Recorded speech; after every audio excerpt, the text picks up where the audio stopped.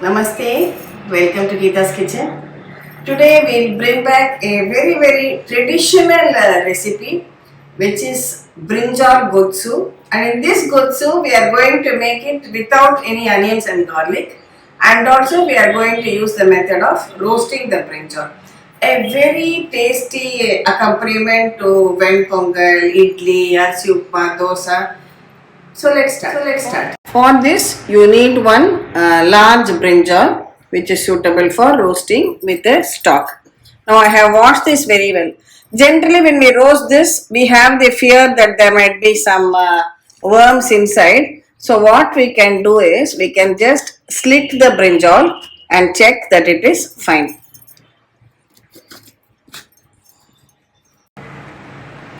See, this is totally fine, so no problem at all. Just brush it lightly with oil like this.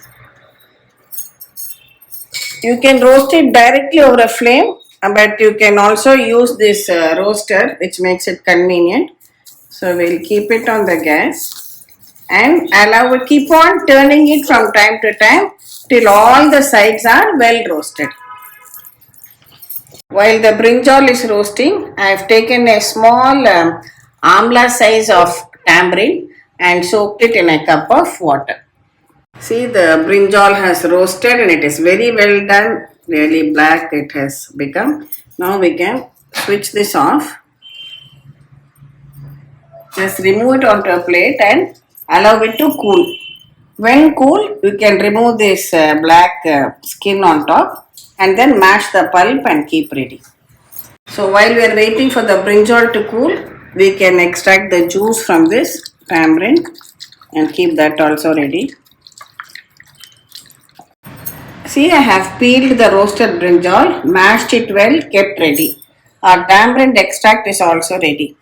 We will make this in this clay kadai. So first I am just adding about 1 tablespoon of oil to it. Earthenware or clay kadais are a traditional cookware, and this is very convenient and easy to use. For the first time after you buy it, just soak it in water, soak the kadai in water overnight. Next morning you can just wash it, dry it in the sun, and it's ready to use. As simple as that. So whenever you want to use, keep it on the gas, add the oil, and when the oil is hot, add in some mustard seeds. And I am taking 2 dry red chillies. This is Hing. This is available in paste form also. I will give you the link for all these items. This is GPC Hing, and 1 green chilli and a few curry leaves.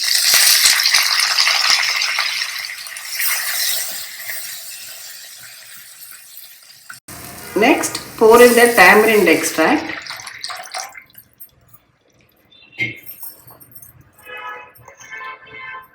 Add some turmeric powder, salt,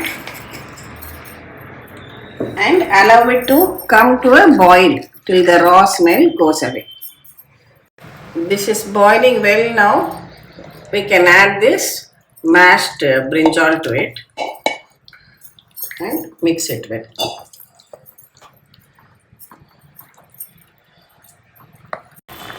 Our Brinjal Gothsu is boiling very well now. It is done and ready. We can switch it off. See, this clay cookware also retains the heat for a longer time. It is alkaline in nature and it reduces the acidity in the food and good for your digestion too. Here I have made some pongal, so that this Brinjal Gothsu is a great accompaniment for Pongal, Idli, Dosa, upma, whatever you make. So let me just serve it out.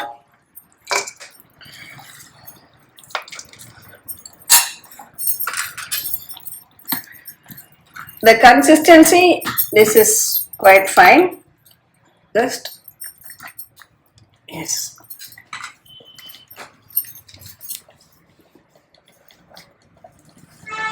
So instead of just having your regular sambar and chutney varieties for all your tiffin items, that is idli, dosa, pongal, etc., you can definitely try out this katrika gotsu or brinjal gothsu. Very simple and easy to make with minimal ingredients. Our traditional dishes are always so tasty using just basic ingredients, and you can enjoy it very well. No need to cook any dal or grind any coconut and masala. Simple and sweet.